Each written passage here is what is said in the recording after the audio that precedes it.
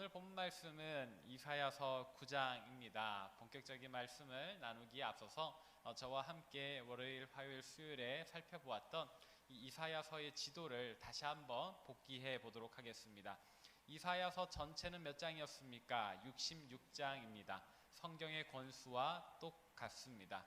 그리고 이 이사야서를 크게 두 부분으로 나누자면 멸망과 심판의 메시지, 그리고 구원과 회복의 메시지로 나눌 수 있다고 했는데, 멸망과 심판의 메시지를 몇 장까지라고 했지요? 구약 성경처럼 3구 39장입니다. 그리고 멸망과 심판이 39장, 그리고 나머지 27장이 마지막 66장까지가 구원과 회복에 관한 메시지였습니다. 다시 우리는 이 앞부분을 나누고 있으니까 이 앞부분을 또 두 부분으로 나눠보자면, 전체 39장 중에 남유다를 향한 멸망과 심판, 그리고 좀 더 확장돼서 열방을 향한 멸망과 심판으로 나눌 수 있다고 했습니다. 남유다를 향한 멸망과 심판의 몇 장까지라고 했죠? 12장까지. 제가 월요일부터 수요일까지는 착각을 해서 화요일 본문이 12장인 줄 알았는데 수요일 본문이더라고요. 그러니까 수요일까지는 여러분들이 남유다에게 선포하시는 하나님의 메시지구나 하는 생각을 가지고 말씀을 들으시면 여러분들이 이해하기가 훨씬 더 쉬우실 겁니다. 이렇게 우리가 이사야서에 관한 간단한 지도를 머릿속에 넣어두고 오늘 말씀을 다시 한번 더 살펴보도록 하겠습니다. 오늘 본문 말씀은 이사야서 9장이라고 했습니다. 근데 이 이사야서 9장만 따로 떼놓고 읽기보다는 어제와 그저께 말씀인 이사야서 7장과 8장의 상황을 염두에 두고 함께 말씀을 읽는 것이 중요합니다. 왜냐하면 이 7장과 8장의 동안에, 이 두 장 동안에 남유다 사람들은 실제 역사 속에서 어떤 큰 사건을 당하게 되기 때문이죠.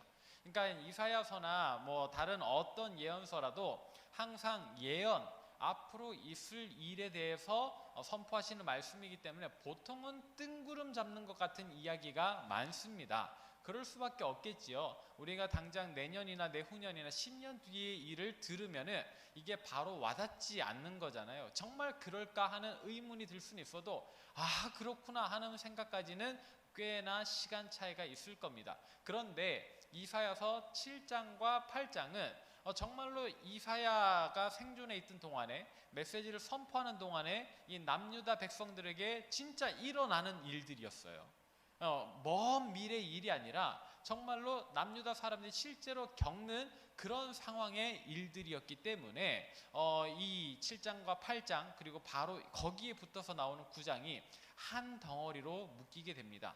그러면 이 7장과 8장에 어떤 일들이 있었나 여러분 기억하십니까? 이 이사야서 7장은 특별히 남유다와 원래는 하나의 국가였던 북이스라엘 사람들이, 북이스라엘이고 남유다니까 동족이잖아요. 원래는 함께 이스라엘로, 야곱의 12지파로 정말로 온전한 회복을 이룬다면 진짜 그 하늘의 12보좌를 차지할 그 백성들이, 이 북이스라엘이 아람이라고 하는, 원래부터 이스라엘을 미워했고 언제든지 잡아먹으려 준비했던 적군과 연합을 합니다.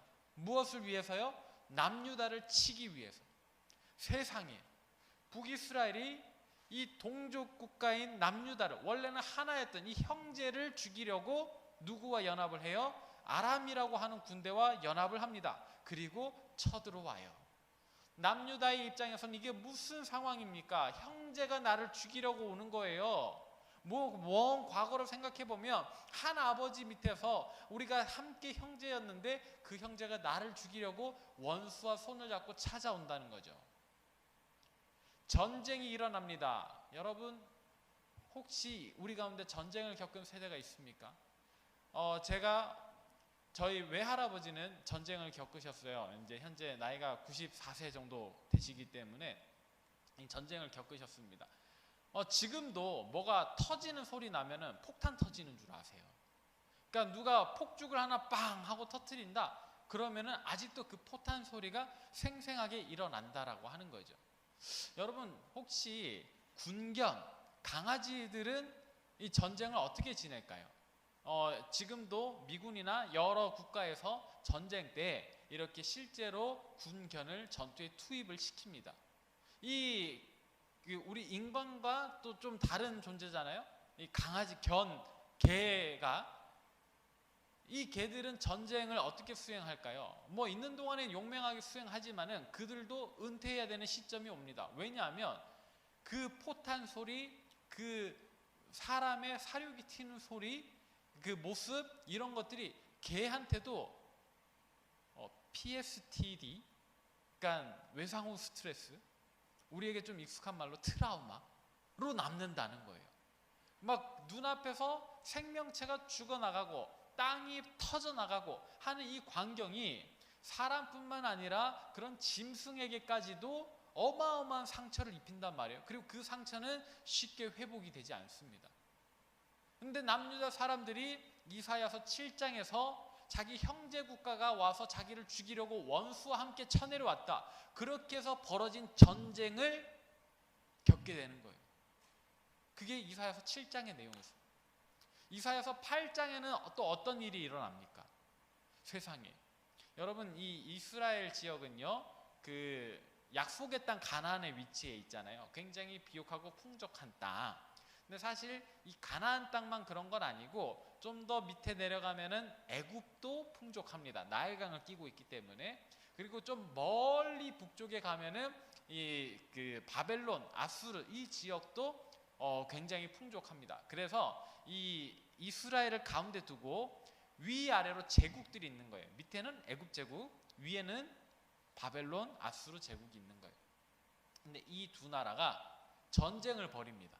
서로 이 지역에 대장은 한 명이면 되지 하면서 전쟁을 벌이는데, 애굽도 올라와서 싸워야 되고 아수르도 내려와서 싸워야 되니까 어디서 만나겠어요?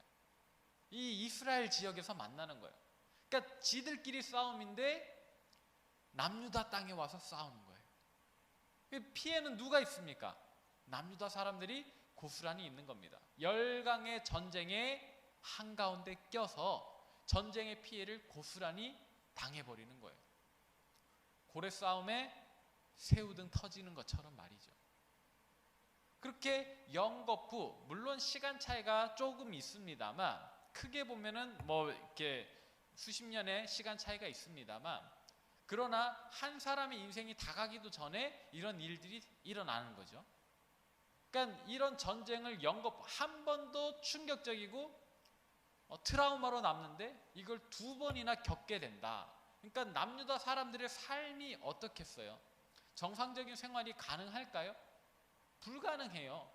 이게 당장 한 끼 먹는 거 가능할지 몰라도 항상 그 마음 한켠에, 그 정신 한켠에, 그 영혼의 한켠에는 무언가 알 수 없는 두려움, 무언가 알 수 없는 눌림이 있는 거죠.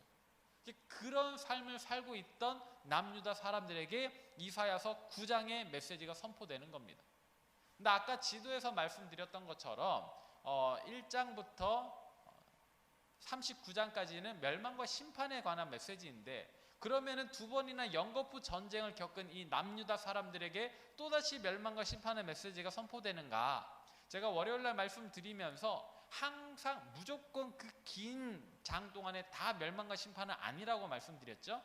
그래도 그 가뭄의 단비같이 어떤 치유와 회복, 은혜의 메시지들이 간간히 선포되는데, 오늘 본문이 그런 내용입니다.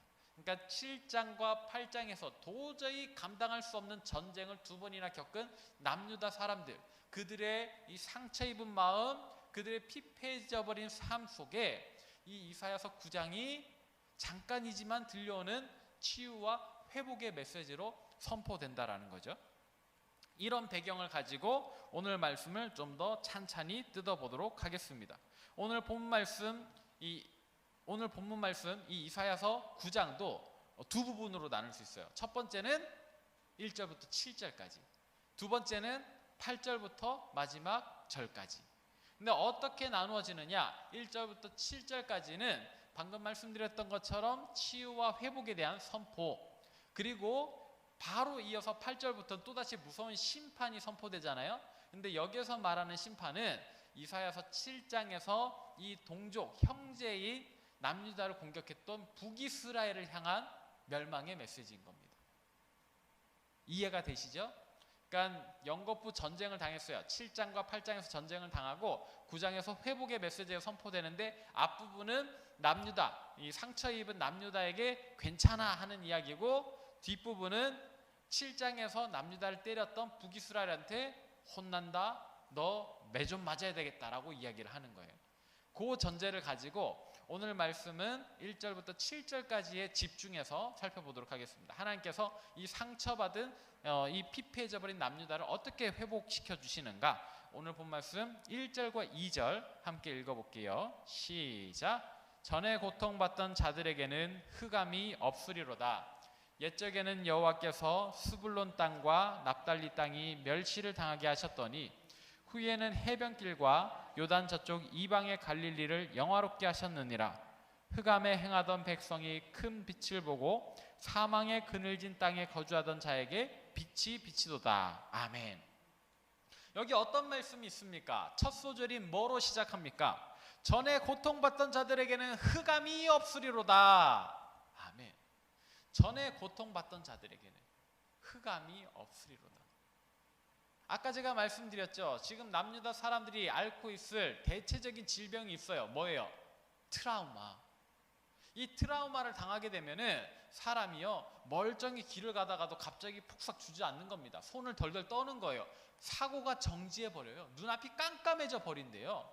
그리고 어디로 가야 되는지, 지금 자기가 뭘 해야 되는지 아무것도 못한답니다. 그냥 영적인, 정신적인 흑암이 그의 모든 것을, 심지어 육체까지도 지배해버리는 상황. 그런데 이사야서 9장 1절에 뭐라고 선포해요? 전에 고통을 받던 자들에게 다시 흑암이 없을 거다. 너희가 받았던 그 트라우마, 그 상처가 이제는 없어진다, 회복된다 라고 이야기를 해요.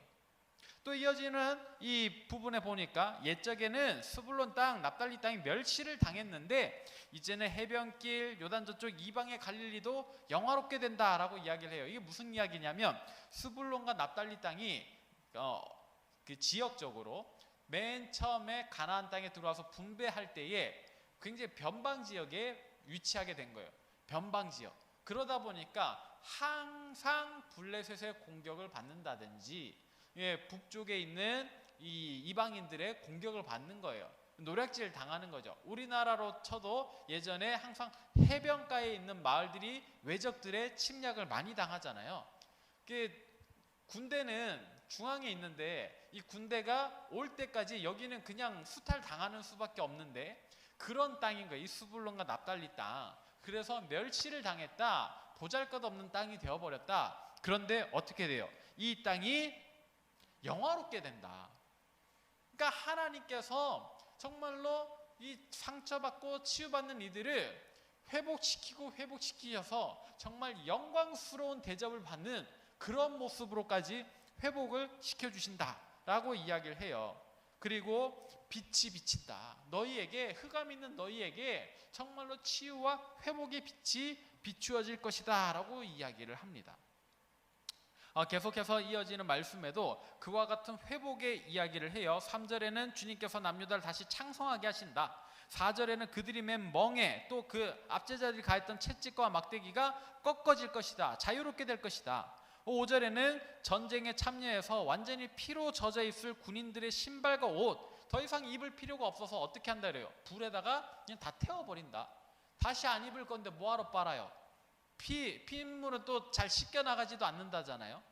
다시 입을 일이 없으니까 그냥 다 태워버린다. 전쟁이 끝났다. 다시 전쟁 치를 일이 없다라는 그런 메시지를 선포를 합니다. 그리고 이어지는 6절과 7절이 중요한데요. 여러분들이 사실 익숙해 아는 절일 거예요. 함께 읽어봅시다. 6절과 7절 함께 읽습니다. 시작. 이는 한 아기가 우리에게 낳고 한 아들을 우리에게 주신 바 되었는데 그의 어깨에는 정사를 메었고 그의 이름은 기묘자라, 모사라, 전능하신 하나님이라, 영존하시는 아버지라, 평강의 왕이라 할 것임이라. 그 정사와 평강의 더함이 무궁하며 또 다윗의 왕자와 그의 나라에 군림하여 그 나라를 굳게 세우고 지금 이후로 영원히 정의와 공의로 그것을 보존하실 것이라. 만군의 여호와의 열심히 이를 이루시리라. 아멘. 뭐라고 이야기를 합니까? 한 아기가 태어난다라고 합니다. 근데 이 아기는 어떤 아이예요? 보통 심상치 않은 아이가 아니에요. 그 어깨에 정사를 메었다. 정말로 이 나라를 이끌어가고 다스릴 그런 권세, 권력, 그런 어떤 지략이 이미 이 아이에게, 그런 위엄이 이 아이에게 있는 거예요. 그리고 그 이름이 뭐예요? 신기한 이름입니다. 기묘자라. 여기서 말하는 기묘자라는 것은 신비로운 존재를 얘기하는 거예요. 모사라. 모사는 지혜로운 사람을 이야기를 합니다. 뭔가 신비롭고 지혜로운 사람인 거예요. 사실 이게 우리말로는 이게 두 개의 이름이지만 원어로는 하나의 이름이에요. 지혜롭고 신비한 사람. 근데 뭐 이 의미도 동일하게 다가오죠. 아무튼 또 이어서 그의 이름 뭐라 그래요? 전능하신 하나님이래요. 세상에 그의 이름이 전능하신 하나님이라고 불린대요. 또 영존하시는 아버지시라, 영원히 존재하시는 아버지시라. 마지막은 뭐예요? 평강의 왕이라. 세상에 도대체 어떤 아이가 이런 권세를 가지고 이런 이름을 가지고 태어납니까? 우리는 어쩌면 이미 결론을 알기 때문에, 정답을 알기 때문에 바로 생각나는 인물이 있을 거예요. 그런데 이때 당시에 이 메시지를 들은 사람들은 누구를 떠올렸느냐? 히스기야 왕을 떠올립니다. 통일왕국 시대의 그 다윗과 같이 이제 분열왕국 시대에 이 남유다의 다윗이라고 불리는 히스기야를 떠올렸어요. 왜냐하면 지금 전쟁의 피해를 겪고 두 번이나 겪고 상처받은 이 사람들에게 한 1000년 뒤의 인물은 사실 그렇게 중요하지 않을 겁니다. 그죠? 내 삶이 끝나기 전에 이 상처가 회복이 돼야 되잖아요. 그래서 이 남유다 사람들은 이 예언을 듣고 히스기야 왕을 떠올렸습니다. 실제로 히스기야 왕은 굉장히 이 예언에 부합한 사람처럼 살았습니다. 정말로 열강의 압제에 때로는 너무나도 강력한 아수르 제국의 침략 때문에 완전히 뭐 갇히기까지 했던 그런 궁지에까지 몰리기도 했지만은 중요한 것은 그의 시대 때 국력이 회복되기 시작해요. 또 예배가 회복되기 시작해요. 그는 정말로 하나님 앞에 열심히 이 나라를 이끌어 갔습니다. 그래서 열왕기하 18장 5절에는 이 히스기야 왕을 어떻게 평가하느냐? 그가 이스라엘 하나님 여호와를 의지하였는데 그의 전후 유다 여러 왕 중에 그런 자가 없었다라고 이야기를 해요. 성경이 히스기야 왕을 평가할 때 그가 여호와 의지하기를 그의 앞뒤로 그런 사람이 없었다라고까지 이야기를 합니다. 그러니까 그가 얼마나 하나님을 의지했는지 또 하나님이 그를 얼마나 기뻐하셨는지 알만하죠. 그러나 안타깝게도 히스기야 왕은 오늘 본문인 이사야서 9장 6절과 7절이 언급하는 그 사람이 아닙니다. 그것을 우리가 어떻게 알 수 있느냐? 그의 말년에 그가 한 가지 중요한 실수를 해요. 뭐냐면 바벨론 제국, 아수르 제국과 히스기야가 전쟁을 많이 했거든요. 그리고 아수르가 강성할 때 아직 바벨론은 이제 새로 시작하는 그런 제국이었습니다. 그래서 이 히스기야가 바벨론 제국의 사절단들을 맞이하는데 너무 좋은 거예요. 그래서 왕궁도 구경시켜주고 성전도 구경시켜주고 예루살렘에 안 보여주는 데가 없는 거예요. 이 이야기를 듣고 이사야가 화가 나서 찾아갑니다. 그리고 히스기야한테 넌 뭐 했니? 라고 얘기를 해요. 그러니까 왜 내가 잘못한 거 없는데? 라고 히스기야가 대답하자 이사야가 예언하기를 그 사람들이 와서 보고 간 것 중에 나중에 바벨론으로 안 뺏길 게 없다. 성전의 금그릇 은그릇 다 뺏길 거다. 너 그 사람들이 보고 간 우리 남유다 사람들 다 포로로 끌려갈 거다. 이렇게 이야기를 해요. 이 비슷한 상황이 다윗 때도 있었죠. 밧세바를 범했을 때 나단이 꾸짖으니까 다윗은 어떻게 했습니까? 바로 회개합니다. 난 잘못했다. 내가 잘못했다고. 근데 히스기야는 그러지 않아요. 그의 대답이 무엇이었느냐? 그럴 수도 있는데요. 내가 살아있는 동안에는 평안할 겁니다. 라고 대답을 해요. 이사야 선지자의 분노 어린 꾸중에 그는 돌이키지 않습니다. 그 모습을 볼 때 히스기야는 오늘 본문에 나오는 그 아기가 아닌 거예요. 그러면 그 아기는 도대체 누구인가? 여러분 알고 계시죠? 누굽니까? 우리 구주 예수 그리스도이십니다. 참으로 이 예언의 주인공은 우리 구주 예수 그리스도이십니다. 우리가 이미 잘 알지 않습니까? 그처럼 신비로운 분이 또 어디 있습니까? 또 그처럼 지혜로운 분이 또 어디 있습니까? 그는 정말로 하나님이십니다.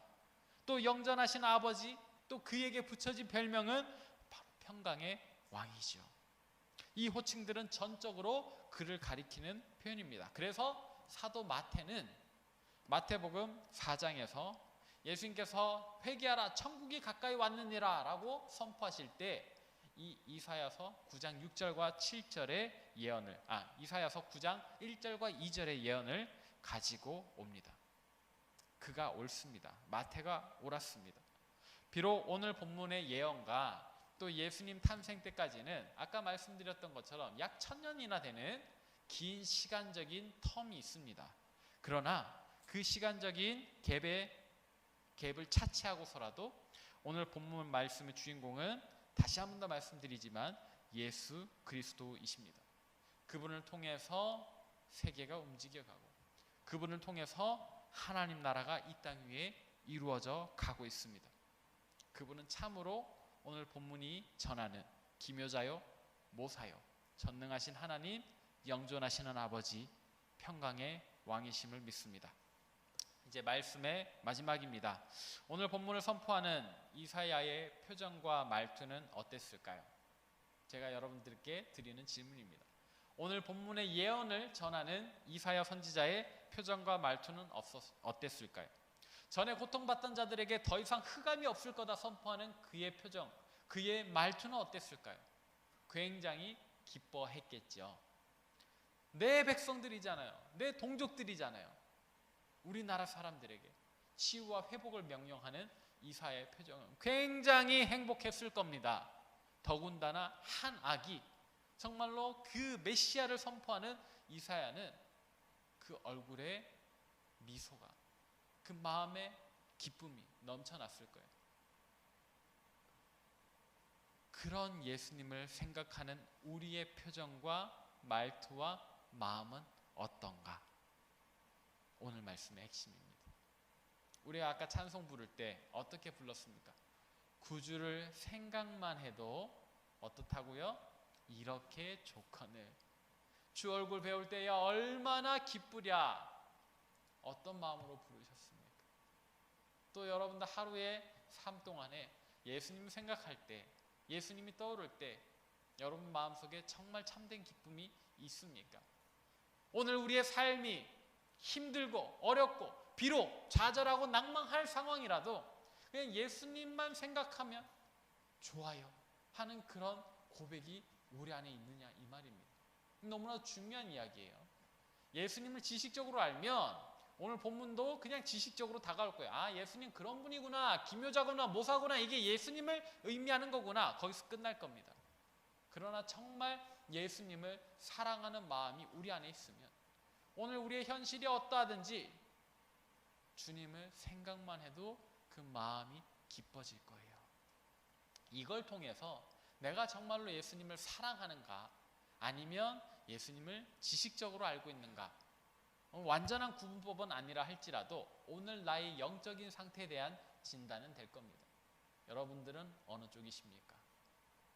만약 예수님을 지식적으로 대하고 있다, 요즘 내가 예수님을 생각해도 별로 좋지 않다, 그냥 그렇다 하시는 분들은 나의 믿음이, 나의 열정이 지금 많이 떨어져 있구나 깨달으시고 예수님을 향한 그 첫사랑, 날 구원해 주셨던 그 구원의 감격을 회복하시길 바랍니다. 그리고 아까 불렀던 찬송가처럼 구주를 생각만 해도 좋다면 그 좋은 감정, 그 기쁨의 감정을 더 풍성히 누리시길 바랍니다. 오늘 하루 우리 주님을 생각하면서 정말로 주님과 함께 기쁨의 시간을 보내는, 우리의 현실이 어떠하든지 간에 주님을 생각하는 것만으로도 기뻐하실 수 있는 그런 저와 여러분 되시기를 바랍니다. 기도하겠습니다. 사랑의 하나님 아버지, 구주를 생각만 해도 이렇게 좋거든 주 얼굴 배울 때에야 얼마나 좋으랴 하며 찬송하는 우리의 마음을 주장하여 주옵소서. 그래서 그냥 입술로만 그렇게 노래하는 것이 아니라 참으로 우리 마음속으로도 주님을 기뻐하게 도와주옵소서. 참으로 주님께서는 우리를 우리 죄에서 구원하신 대속하신 기묘자요 모사요 전능하신 하나님, 영존하시는 아버지, 평강의 왕이신 줄로 믿습니다. 그런 주님 생각할 때마다, 떠올릴 때마다 주님 주시는 위로를 누리며 또 주님께서 이루실 놀라울 일들을 기대하며 새 힘을 얻게 하여 주옵소서. 비록 오늘 우리의 현실이 녹록치 않아 우리가 힘겨워 눈물 지을 수밖에 없는 상황이라 할지라도 좌절하며 주저앉기보다는 우리 주님 바라보며 다시 일어나 전진하는 복된 주의 백성들 되게 도와주옵소서. 예수님의 이름으로 기도합니다. 아멘. 축도하겠습니다. 이제는 우리 주 예수 그리스도의 은혜와 하나님의 지극하신 사랑과 성령의 위로하심이 우리에게 기쁨 주시며 소망 되어 주시는 주님을 바라보며 항상 기뻐하기를 다짐하고 소망하는 이 자리에 있는 모든 주의 백성들 머리 위에, 또 세계 각지에서 목숨 걸고 사역하시는 선교사님들 그 가정과 사역 위에, 코로나19로 아파하고 신음하는 우리 조국 대한민국과 저 북녘 땅과 온 세계의 열방 위에 이제로부터 영원토록 함께하옵시기를 간절히 축원하옵나이다. 아멘.